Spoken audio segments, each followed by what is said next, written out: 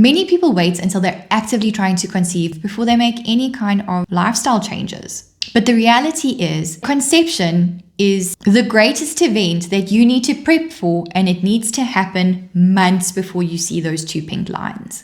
So in this video, I'm going to go through everything that you need to start doing today and over the course of the next 3 to 6 months to increase sperm or egg quality, regulate your hormonal health, and get your body in the best shape possible to give you the best chances of conceiving as quickly as possible, having a healthy pregnancy, but also giving your baby the edge on its own health and wellness in the future.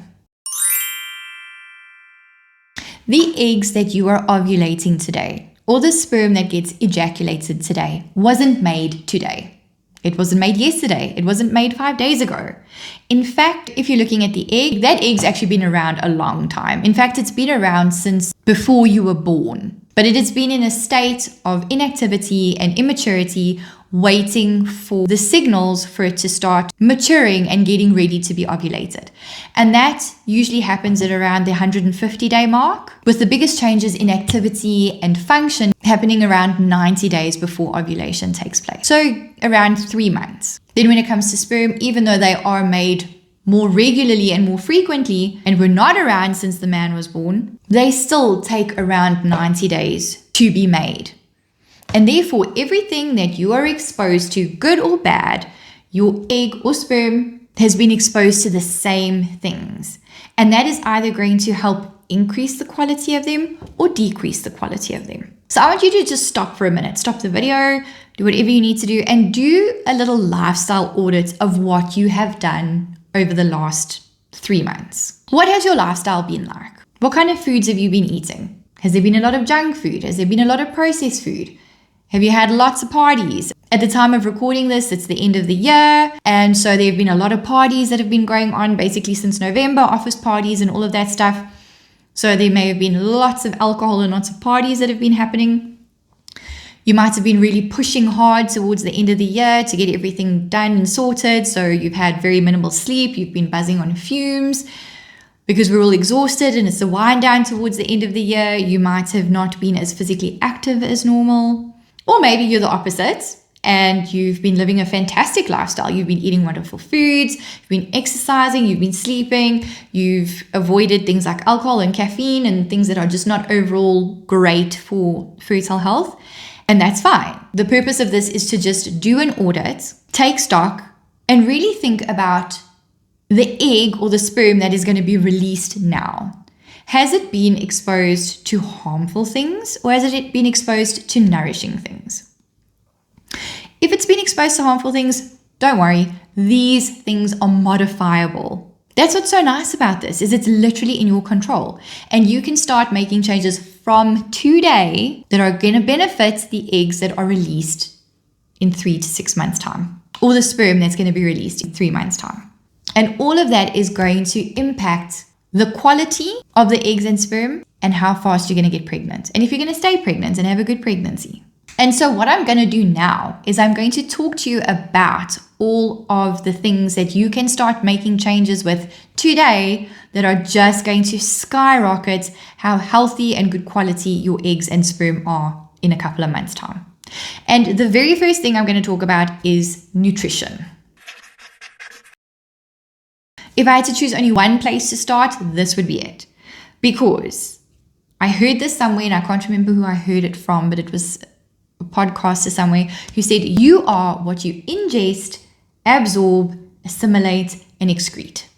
So everything that goes into your mouth filters from there into your stomach, gets broken down, gets absorbed, and goes into every cell and plays a part in how healthy you are. And so therefore, everything that goes in, good or bad, is going to affect you in either a good way or a bad way. And you just want to make sure that you are giving yourself as much of the good stuff as possible. Now, I'm not saying that you have to only eat brilliantly and perfectly 100% of the time, because let's be honest, everyone loves takeouts. Everyone loves a slice of cake. Everyone loves a nice fatty piece of biltong, whatever the case is. And we're allowed to enjoy those things. Getting pregnant shouldn't be a time in your life where you have to be miserable with everything you put in your mouth. But you can make responsible changes that are really going to help increase and boost your fertility. So when it comes to nutrition, the number one thing that you want to focus on is that you are in fact eating enough calories. Making an egg, which is the biggest human cell that there is, it's actually visible to the naked eye, and it's the only cell like that, requires a ton of energy to be in existence. Sperm, also, making sperm requires a lot of energy. It's very energy expensive. And the currency that pays for energy in our body is calories. It's the energy that we can get from food. You need this energy to support ovulation, for DNA replication, to make and secrete hormones, to build a lovely, thick, plump, lush endometrium, and for eggs and sperm to just be the best quality they can be. So in order to have this energy, you have to have food. You've got to have fuel.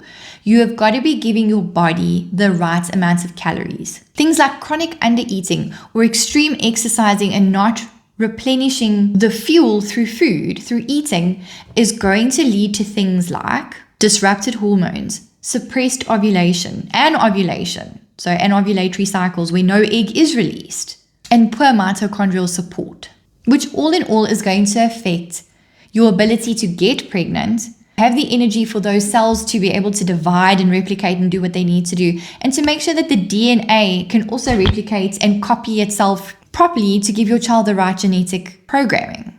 So finding how many calories you are supposed to be eating and sticking within that frame is really beneficial when it comes to planning on getting pregnant. So there we've taken care of eating in general. Now let's look at what you eat. I often get asked by clients, is there a diet, one specific diet that I would recommend? And I don't really actually have a diet that I can recommend per se. For one reason, people are so unique and different, and what works for one person might not work for another. But also I find diets in themselves to be very restrictive, and they eliminate a lot of things. And I don't actually like that. I don't like to take things away when it comes to getting pregnant. I'd rather add lots of good things. So instead of focusing on a particular diet like carnivore, keto, or whatever the case is, I rather say focus on trends. And the trends that I want you to focus on when it comes to eating is make sure that you are eating enough protein. So remember that protein is the building blocks for everything that goes on in our body. So we need to have protein to be able to give our body what it needs to make hormones, to make proteins, to make cells, to make healthy eggs and sperm, and to let them come together and then eventually make an embryo, which is going to grow into a fetus and a baby. And women are usually really bad with this. We tend to be chronic undereaters when it comes to protein. So when you're trying to get pregnant, what you want to aim for is having around 1 gram to 1.5 grams per every kilogram of body weight. So for me, who is around 70 kgs, I would need to be eating between like 70 and 100 grams of protein in a day. And for me, that would be what my body needs to do its job and to make all the things that I need it to make. And if I have to really think about it, I'm so bad at getting the protein in. And on top of protein being needed to give your body the building blocks for making everything, it also helps with synthesizing hormones and balancing blood sugar. So really, protein, you got to get your proteins in. The next thing I say focus on is getting healthy fats in. Fats are so important. You must remember that our hormones, estrogen, testosterone, progesterone, they are steroid hormones, and they are made from cholesterol. Now, cholesterol comes from fats. So it comes from the fats that we eat, and it comes from our fat reserves. So if we are not supplying our body with these building blocks, we can't make hormones. And these are sex hormones that we need for our bodies to function, for our ovaries and everything to cycle, to get the egg, and then to allow the egg and the sperm to meet. If we don't have the hormones, none of that is going to happen. Then egg quality, sperm quality, glandular health, and receptor site reactivity also relies on having healthy fats. Eating a diet that's rich in fats is also important for us to be able to absorb our fat-soluble vitamins. So these include your vitamin A, vitamin D, vitamin E, and vitamin K. If we are not taking in fats along with these vitamins, they're just going to get flushed through our system, and then what's the point of taking them in the first place? Then your good healthy fats like your omega-3s, which are found in things like fatty fish, liver meat, organ meat, olive oil, chia seeds, avocado, all of that kind of stuff is really important for managing inflammation. And then lastly, fats help slow down our digestion, which means that we're able to digest and metabolize carbs a lot better, and therefore it keeps our blood sugar levels stable. The next thing you want to make sure you're getting a ton of is a colorful plate of fruit and vegetables. So there's this notion of eating the rainbow, and it is like it sounds, that you want to have a plate that is so colorful, it's like you have every color of the rainbow in it. And the reason for that is that if there's lots of color on your plate, it means that there is a diversity of nutrients that you're getting in. You're getting the phytonutrients, which is actually what causes the fruits and the vegetables to have these specific colors. And you're getting in lots of antioxidants, and you're getting in all different types of micronutrients. The next thing you want to focus on is making sure that you're getting in carbs. Yes, I said it. I said the C word. I said carbs.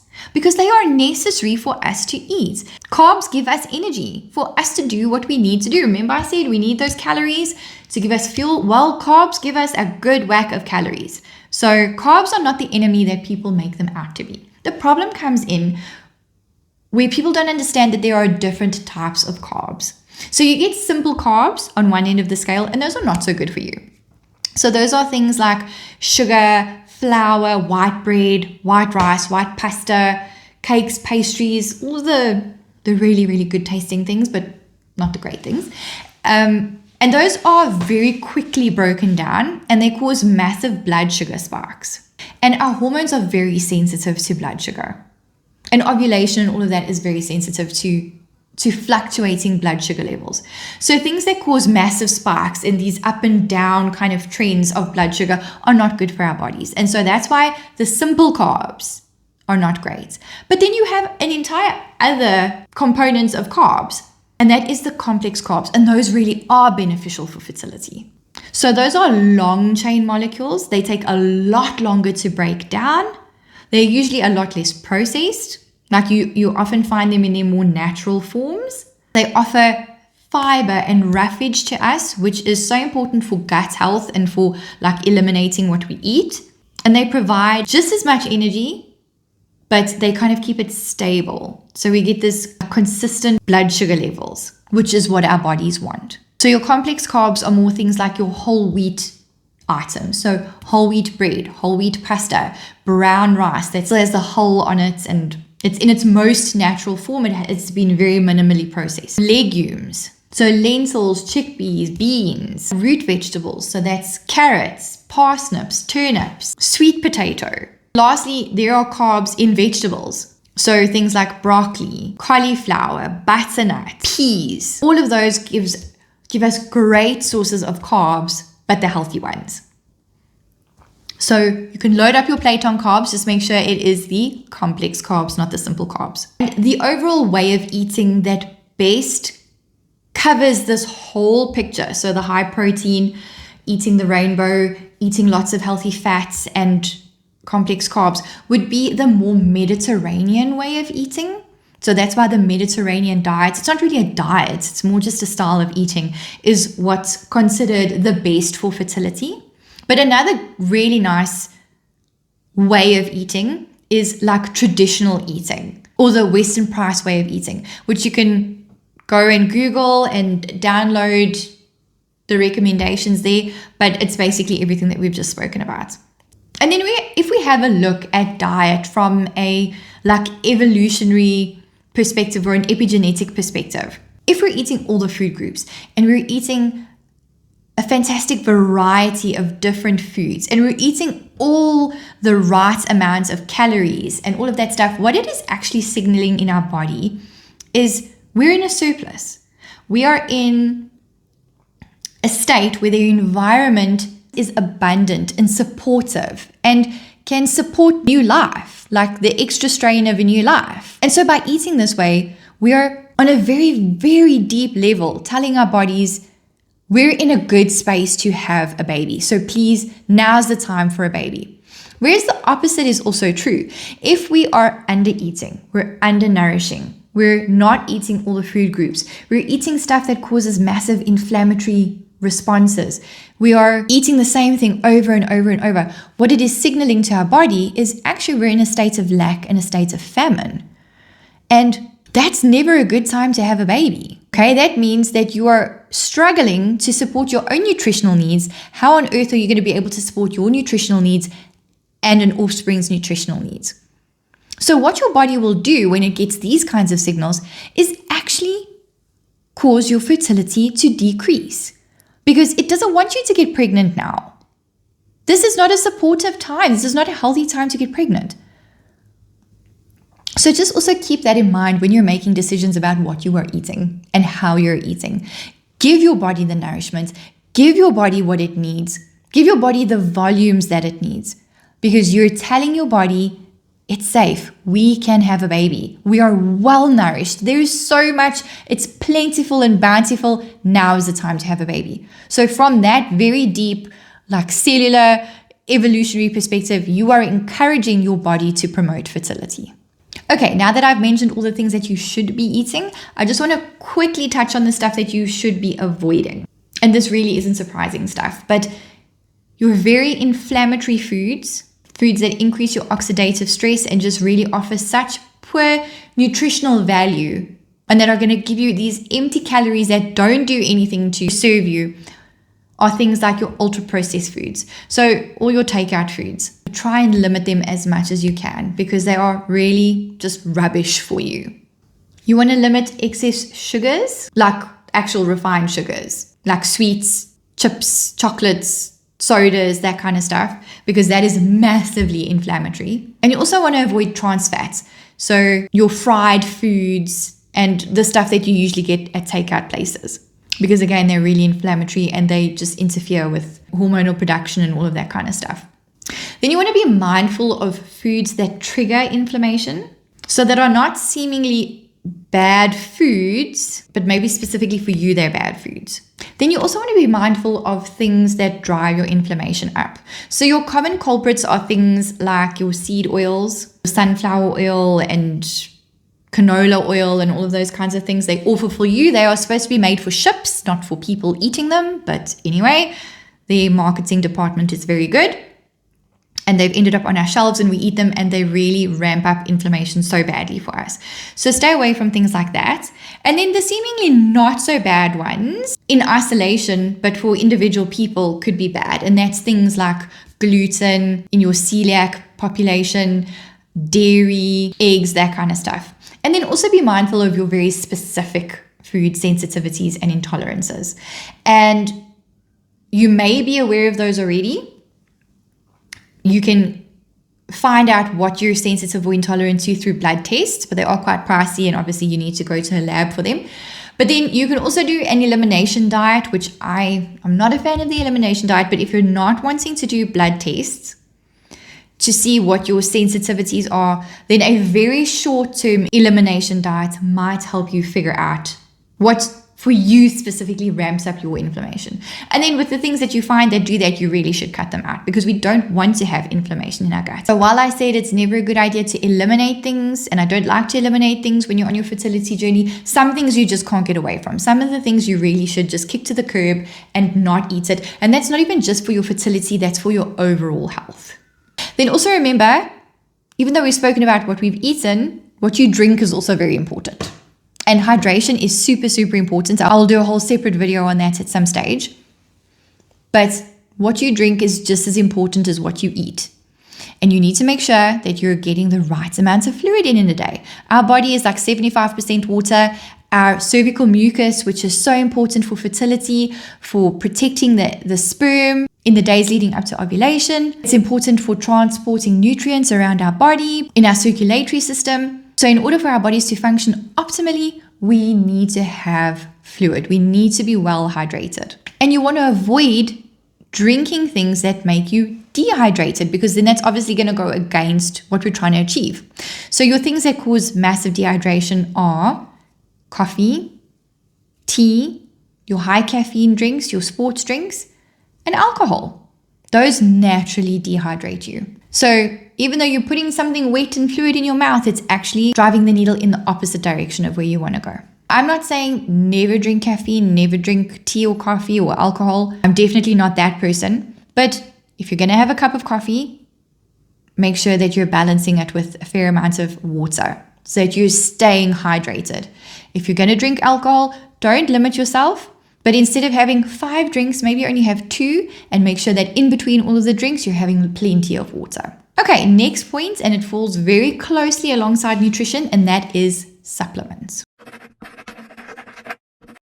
Now, I need to preface this by saying that supplements are what they say they are. They are supplemental, okay? They are not the be-all and end-all when it comes to your fertility and your overall nutritional health. They are things that you take alongside a really healthy diet. I have heard a quote that says you cannot out-supplement a shitty diet, and that is the honest truth, okay? You cannot eat badly, binge eat tons of takeouts or starve yourself or eat very nutrient-poor foods and then pop a whole bunch of supplements and think that you're A for away. It just doesn't work that way. But they do serve a purpose when they can bridge the gap between what your body needs and what you're getting from your food. And the unfortunate thing is that we, in today's day and age, don't get the nutrients from our food like what our grandparents used to. Our soil is damaged. There's genetically modified organisms in foods and all that kind of stuff. And the food that we're eating nowadays has a nutrient profile that is so reduced compared to what our grandparents were eating that we do need that bridging the gap. And that's where supplements come in. Another thing I want to say is that not every supplement is for everybody. And I'm going to mention a couple now that are usually very beneficial for people that are trying to get pregnant. But you should be taking them cautiously with knowing what your levels are in your body. Because taking massive amounts of some supplements can actually make your body toxic if you're reaching toxic levels. And then you're doing the exact opposite of what you're trying to achieve. Instead of getting your body healthy and well, you're actually making your body toxic. And remember, if you're making your body toxic, you're going to increase inflammation, you're going to increase oxidative stress, and you might as well just go and eat the burger then because you're not doing your body any favors. Another thing to note is that you want to be taking the supplements that are recommended for you in advance so that your body can almost build up like a reserve. And this is very important for the supplements and the micronutrients that are essential in the very, very early days of embryo development. So some of the vitamins that I mentioned now, you need very early on, even before you know that you're pregnant, in order to prevent birth defects or even possible miscarriages. And so taking them for a couple of months in advance, like 3 or so months in advance, gives you and your body time to build up these stores. So that when you get pregnant, the vitamins and minerals are there ready and waiting for that embryo, and you're covered and well taken care of, and that embryo has a surplus of everything it could need to have the most fantastic start to its life. And common fertility supportive vitamins include bioavailable folate, so not the synthetic form. And the bioavailable form is usually in the form of methylfolate, whereas the synthetic form is folic acid. Now, if you can only get your hands on folic acid, rather do that than take nothing, because folic acid is vital for preventing neural tube defects, but your body does have to work to get it into an active form. Whereas with the bioavailable folate, that's already in its active form and can be absorbed easily. The next supplement that's vitally important is vitamin D. And so many people, even if they spend plenty time in the sun, are actually vitamin D deficient. But this is one that you do need to get your levels checked because it is a fat-soluble vitamin. So it has an accumulative property in your body, and therefore it stores a lot longer. And if you're supplementing with high doses of vitamin D, you can actually take yourself into a toxic level. But being deficient in vitamin D can actually cause a 3-fold increase in miscarriages. So this one is so important to supplement with, but it is also so important to know where your levels are. So get tested. Iron is also a good one to supplement with, but only if you need it. Omega-3s are excellent, also great fertility supplements. They help with hormone production, egg and sperm quality, glandular health, receptor site sensitivity, all of that stuff. So omega-3s are great to take. And then you also want to look at things like zinc and selenium, which although zinc is usually touted as the sperm vitamin, it is also really beneficial in egg quality. So those are just some things that you can look for. And trust me when I tell you that it's so easy to fall into the trap of hearing somebody say, like, I struggled to get pregnant and then took XYZ. And you think to yourself, oh, maybe that's going to be the thing that gets me pregnant this month. I'm also going to go and try XYZ. And by the time you look, you're taking 25 supplements a day and they're competing with each other and they're competing with binding sites, and you're completely just like over supplementing yourself and you're causing a disaster. So take what you need and only what you need. And sometimes the only way you know what to take and what you need is by working with a practitioner and getting blood tests done.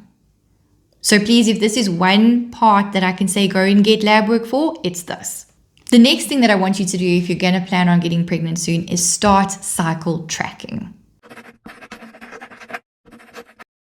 So I will leave a link to the video up here where I go through what cycle tracking is and how to do it and what to look for in a lot more depth than what I'm going to mention now. But just for today's video, I'm going to say that cycle tracking is taking a look at your natural body's biomarkers that relate to fertility. So you're looking at things like your cycle length, your bleed and the quality of your bleed, if you've got cervical mucus and healthy cervical mucus, what your basal body temperature looks like, all of that kind of stuff. These are things that you can observe in a month that give you real-time feedback with what is happening in your body. And it can do a whole range of things. It can give you an indication that your hormones are working properly and are well balanced. And if not, you can do something about it. It can identify issues that might need tending to sooner rather than later. Things like anovulation or low progesterone, which leads to luteal phase defects, or possibly even hormonal conditions like hypothyroidism or polycystic ovarian syndrome. And lastly, and my most favorite part when it comes to cycle tracking, is it tells you when to time sex correctly so that you can get sperm to the egg when it is ovulated. Your egg only has a window of viability that lasts around 24 hours.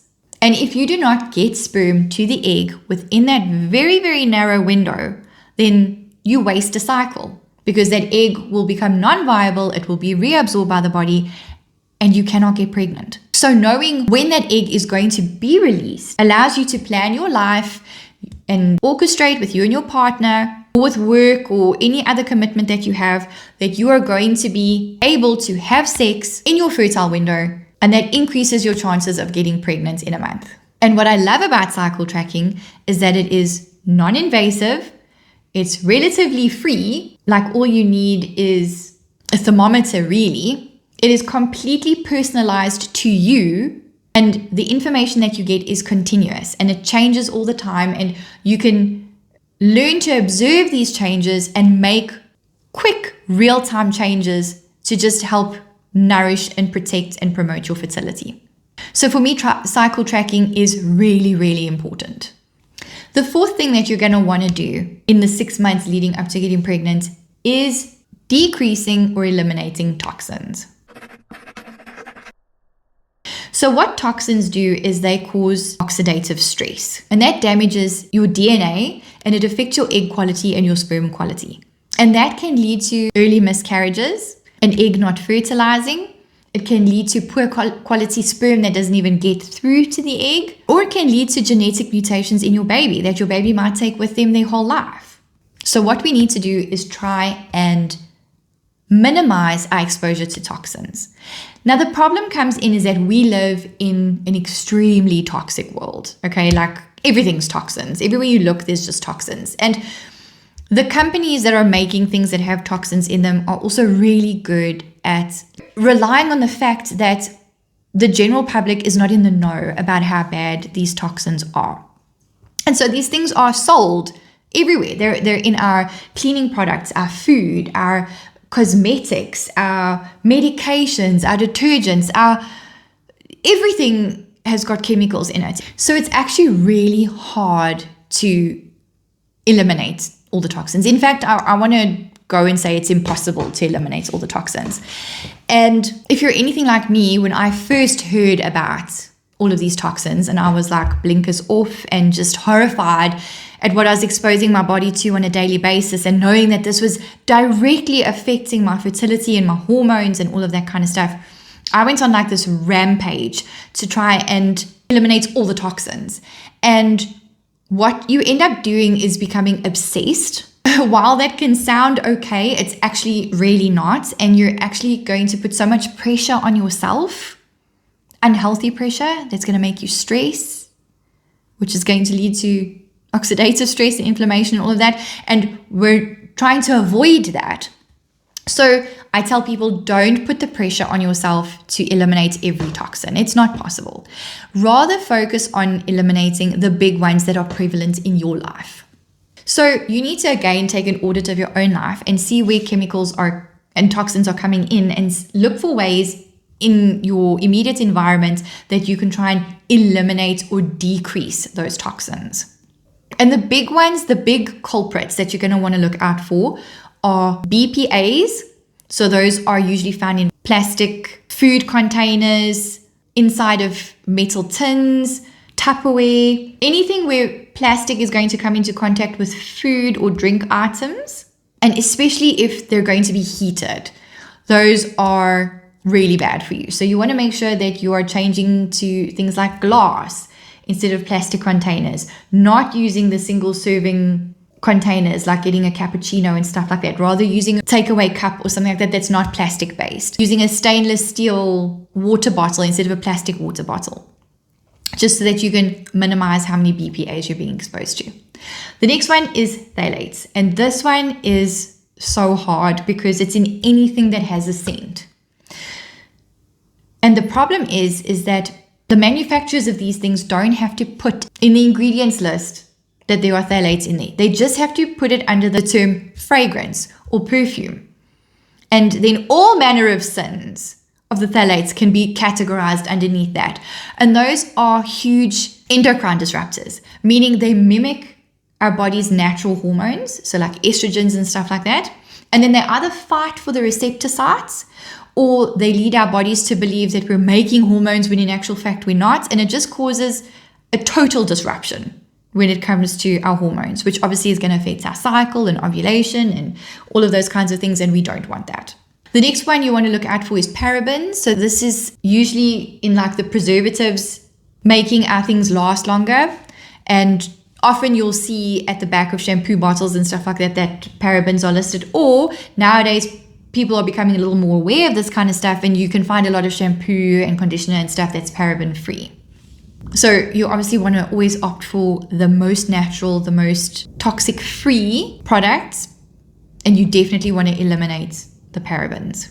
Other toxins include things like heavy metals, so that's drinking contaminated water, eating a lot of tinned food, eating high mercury fish. So tuna is actually a little bit of a problematic one, depending on what kind of tuna you eat. And for me, this was such an eye-opener and a huge thing for me because I love tuna and I have to like limit myself from eating too many tins. But once I became aware of it, it was like, okay, well, I now know it's bad for me, and I know that I can get this mercury toxicity from eating the tin tuna. So I need to just decrease, minimize, or eliminate how much tin tuna I eat. And another big one that's also flying under the radar very well is things like herbicides and pesticides. So you go to the store and you buy things like strawberries and blueberries and bananas and apples and all these healthy things that seemingly look like they're really, really going to benefit your fertility, but they're so heavily laden with pesticides and herbicides that you're just ingesting these toxic chemicals. And that's really going to be undoing what you're trying to achieve. So where you can, try and buy organic food.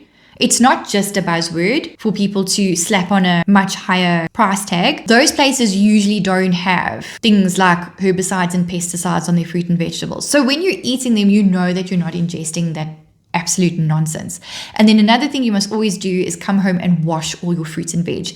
And it's better to eat fruits and veg with skins that you can peel if it's not organic, because then the idea is that the pesticides that get sprayed on the outside can be taken off. But unfortunately, that's not a fail-safe. It's not that that is always the case. Another thing you can do is go and print out the dirty dozen which is just a list of the most heavily contaminated foods when it comes to herbicides and pesticides. And have a look at that list and make sure that the 12 foods that are on that list you buy organically. If you can't afford organic across the board, I certainly couldn't afford organic across the board.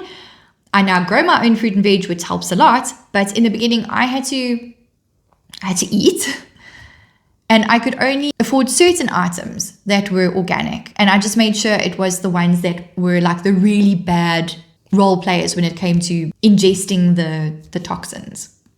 And then lastly, you want to avoid the PFAs, which is considered the forever chemicals. So those are the ones that stay in your body and it's very hard for your body to get rid of them. And they get passed down like cumulatively from generation to generation. And these are things that are found in non-stick cookware. So the convenience of having the non-stick is actually so detrimental to your health. It's also in things like fire retardants and waterproofing, so camping equipment and all of that kind of stuff. So just, be mindful with all of this.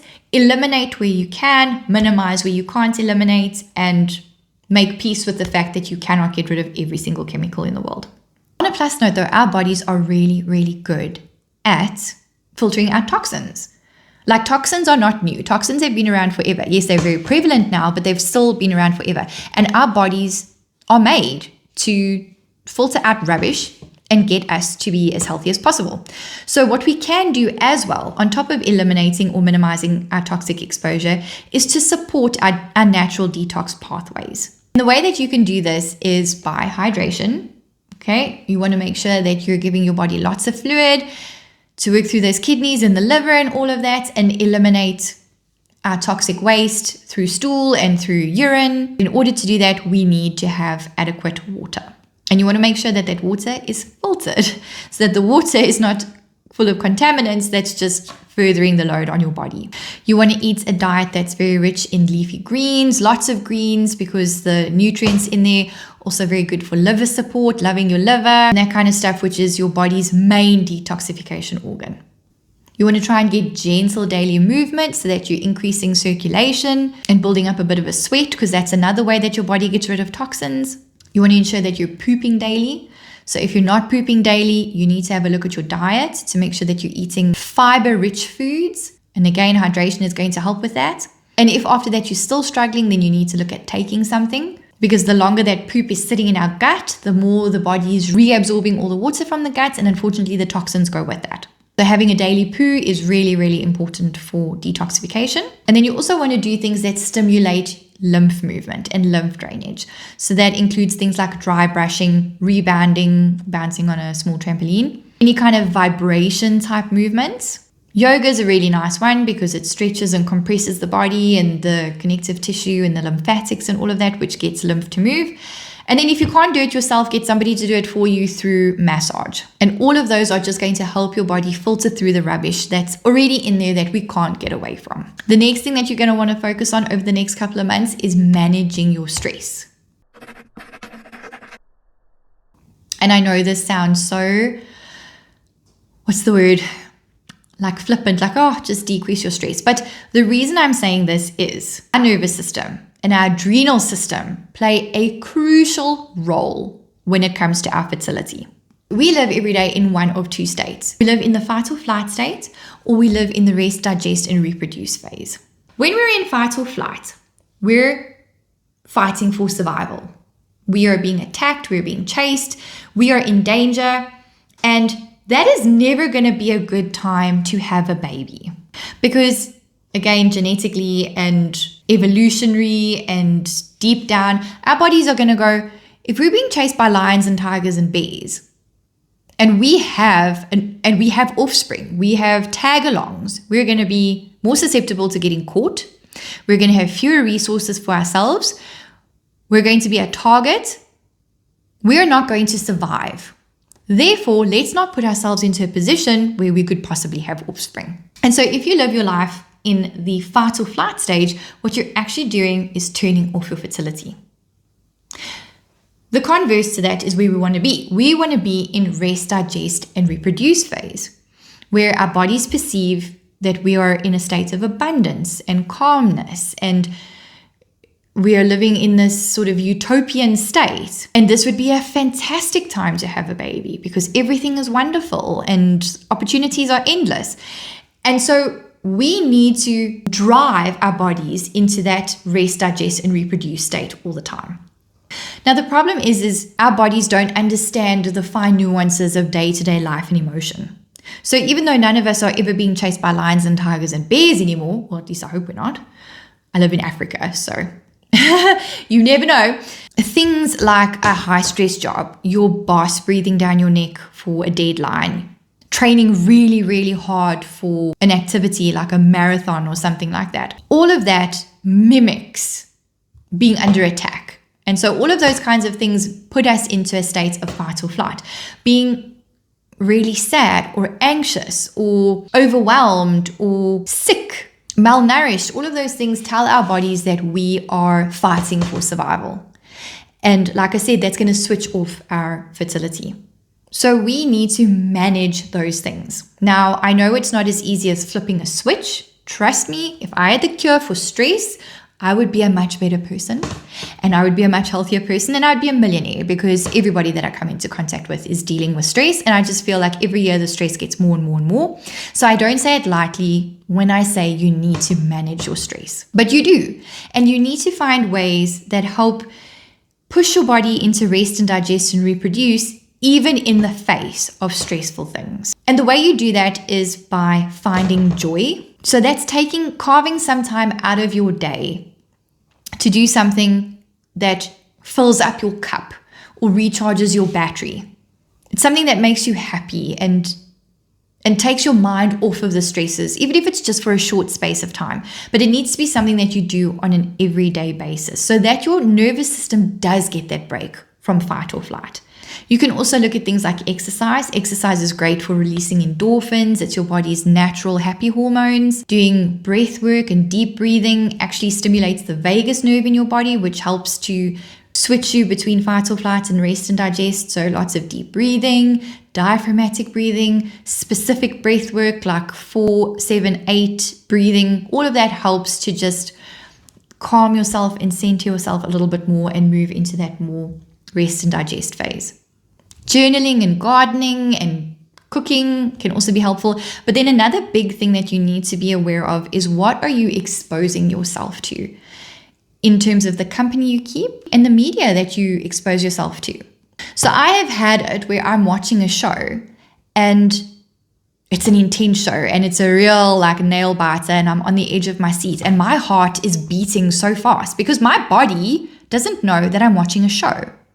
My body looks at this and it responds as if I'm in that situation. And so watching a hectic, scary movie or a thriller or a nail biter every now and then, nothing wrong with that. But if you're in an already vulnerable space or you're so overwhelmed or your battery is just like really running low, then maybe that's not the best type of movie to watch there and then. If you're somebody who is really triggered by seeing things on social media with every second person falling pregnant and you're struggling, maybe it's time to do a little audit of your social media and see that you're not constantly bombarding your body and your brain with the stimulation of very emotionally taxing things, because it's all going to ramp up your body's fight or flight responses. So just be a bit mindful with what it is that you are exposing yourself to. It doesn't have to be forever. It's just in this phase while you're trying to get pregnant. All right, the next thing that I want to speak about is sleep. This is not spoken about enough, and I wish somebody had said to me, just sleep more and you could get pregnant, because that would have been the most amazing news for me to hear. And as somebody who struggles with chronic insomnia, this is really hard for me to achieve. But the thing is, right, sleep is so important for hormone balance and regulation. So lack of sleep actually causes issues with your blood sugar and insulin sensitivity. It causes an uptick in the amount of cortisol that your body produces. So again, there's that fight or flight driver with increased cortisol. And when you have an imbalance of cortisol, it's going to cause an imbalance in your melatonin production because the two work hand in hand. Cortisol is released in the morning, melatonin is released at night. But when they're out of whack, then the two don't work well together. And the thing is that melatonin is actually a vital hormone for fertility and for egg quality. So if you're lacking sleep, you're going to directly affect your egg quality. And of course, we want to do everything that we can to promote egg quality. So prioritize sleep. Another thing that happens when you're sleeping is it's your body's time to rest and regenerate and repair. So if you're not getting adequate sleep, your body's not able to do that. Our body's natural detoxing is hampered. And what lack of sleep actually does over a very long period of time is it causes mental and physiological breakdown. And that is why sleep deprivation is actually used as a form of torture, because it does just that. It actually breaks you down. And we want to be building ourselves up to be in the best condition possible. So you want to make sure that sleep is one of the top things on the list of all the things you're going to do in the next 6 months to help improve and nurture your fertility. Ideally, you want to aim for between 7 and 9 hours sleep every night. And they say that every hour of sleep you get before midnight equals 2 hours of sleep after midnight. So ideally, you should be getting a fair whack of your sleep earlier on in the evening, rather than focusing on trying to make up for your sleep after midnight. So if you're a night owl and somebody that only goes to bed at 2 o'clock in the morning, but you sleep until 8, your sleep is actually not going to be as good as somebody that goes to bed at, say, 9, but sleeps until 3. Both 6 hours of sleep, but the one person is having sleep very early in the evening, and the other person is having catch-up sleep very late or early hours of the morning. And the quality of sleep differs. You have much more regenerative and restorative sleep with earlier sleeping than what you do with later sleeping. So if you can, try and get to bed a little earlier. If you're somebody that does struggle to go to sleep early, like I am, I'm a complete night owl, there's things that you can do to try and encourage sleep to come a bit sooner. And that's things like dimming your lights. Having lights on, but having dimmer lights after sundown. I mean, if you had to think about it, if we were living in the caveman days, we would not be exposed to all the lights that we're exposed to. When the sun went down, we would rely on fire until we went to bed. So there would be this natural dimming of light that we would be exposed to. So you want to try and mimic that. So dim your lights earlier into the evening. Build a calming bed routine, start settling down. You don't want to be running around doing a whole bunch of activities just before you're about to get into bed. Plan those for earlier in the evening so that just before you get into bed, you can start relaxing. You can do some deep breathing. You can perhaps do some stretching or journaling or reading a book or whatever. And this all over time signals to your brain okay, we're getting into a sleep state now. Now it's time to go to bed. And the last thing you absolutely don't want to do is be scrolling on your phone, because unfortunately our phones give off this blue light, and our blue light actually switches off melatonin production, and therefore we don't get those tired cues. So I don't know if you've ever found this, when you're scrolling, all of a sudden you can scroll until 2 o'clock in the morning and you don't feel tired. And then when you look at the clock, you think, oh my gosh, how have I been on this phone for 4 hours and not got tired? And it's because that blue light in your eyes is constantly stimulating you to stay awake. It's stimulating that cortisol production to keep you awake, and it is inhibiting melatonin production, which is your sleep hormone. So if you can, try and be off your phone at least an hour before you start winding down for bed. Okay, the next thing I want to speak about is movement and exercise. So these two things are vital when it comes to your fertility for a number of reasons. Movement supports circulation. And remember, like I said, our hormones are transported by our bloodstream. So the more we move and the more we push blood around our body, the more we're making sure that our hormones, that are our little messengers of instruction, get to where they need to go to tell our bodies what to do. Our reproductive system relies on our hormones. And so by having good circulation, we're making sure that we're getting all the feedback and stuff that we need from our hormones. Our circulation also delivers nutrients and oxygen to the different cells of our body, which is very important for giving our cells the nutrients that they need to do their jobs. Remember, DNA replication, making healthy eggs, all of that stuff. We need energy and we need oxygen, and we need it delivered to where it's needed. And we do that through our circulatory system. Our circulatory system helps us remove waste, so it aids in detoxing. It makes us feel good with endorphins. So they were upping our mood, and we're pushing the rest, digest, and reproduction state. It moves lymph as well, and it helps keep our weight in check and balances our blood sugar levels. So exercise is vital. And if you're not somebody that is generally one to exercise, in the next 6 months while you're trying to get pregnant, you're going to start with some gentle exercising. And I mean, it doesn't need to be hectic. It can be comfortable things, yoga, tai chi, hiking, just brisk walking, qigong, all of that kind of stuff. Doesn't need to be wild, crazy stuff. But you just want to get your body moving and your blood flowing and your lymph flowing. Then if you're on the other end of the scale and you're somebody that is an extreme exerciser or an extreme athlete, you're probably not going to have an issue with weight and all of that stuff. But I also want to just bring to your attention that there is such a thing as over-exercising or exercising to the point of hampering your fertility. And if you're trying to get pregnant in the next 3 to 6 months, you're going to want to start changing your activity regime or your exercise regime to incorporating a lot more regenerative and restorative exercises. So when you over-exercise, you're again putting a massive strain on your body. You're letting your body think that you're running for your life or training for your life or lifting for your life, like you're in a survival mood. So you're upticking that fight or flight response. You're also then going to be going through calories like nobody's business. So if you are not replacing the calories, again, you're going to be in a deficit, letting your body think that there's a famine. All of these things can lead to a disruption of the hormone balance, and it can lead to an ovulation. And eventually you get to a point where you don't cycle at all. This is called hypothalamic amenorrhea. And if you're not cycling, if you're not getting an egg that gets released and building up endometrial lining, you cannot get pregnant. And like I say, if that's you, it's great that you're moving your body. You just want to put other kinds of gentle, more balanced, restorative exercises in with all of that so that after you've increased the fight or flight response, you do something that's going to bring it down again. And if you can't tailor your exercise program, like you're training for a marathon, like the Comrades.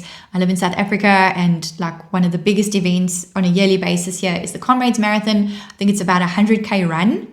It is brutal. Those people literally are running for their lives. If you're somebody that's training for that, you maybe need to stop and think and say, in this time, getting pregnant's not the best idea. And understand as well that you can't run the marathon and then the next month expect to fall pregnant, because your body's going to take some time where it's going to need to regenerate and restore and recover from such intense activity. So you may need to give yourself some time after an event like that to getting pregnant, just so that you can get your head into the right space and manage your expectations a bit better. The next thing I want to talk about that you could, as a nice to do in the preconception period, these 3 to 6 months that you're giving yourself to get pregnant, is try things like alternative therapies. Now, they are not the be all and end all when it comes to improving your fertility. They're more like the cherry on the cake, the little added extra bonuses to do if you're feeling super motivated and energetic, that can just take you from, say, an 80% to 90 or 100% when it comes to your fertility. And this includes things like acupuncture by a qualified acupuncturist, using castor oil packs, doing abdominal massages, red light therapy, sauna use, and traditional Chinese medicines. These things really do go alongside your fertility journey. But once again, just like the supplements cannot out-supplement a bad diet, these alternative therapies cannot out-treat a bad lifestyle. So you definitely want to look at the 6 things that I mentioned previously and modify those first. And then, as I say, go for these things just as an extra little boost. And that wraps up all of the things that you can do in the next 3 to 6 months if you are planning on having a baby. That's just going to help nurture your body, nurture your hormones, nurture your eggs and ovaries, increase their quality, increase sperm quality, and just nourish you and get you into the best condition possible for you to get pregnant and have a healthy baby. Now, I know that this was a ton of information, and maybe you're in your car or it was just too much to take notes with. Don't worry, I've got you. What you can do is head over to my website. That's at www.naturenurturefertility.com.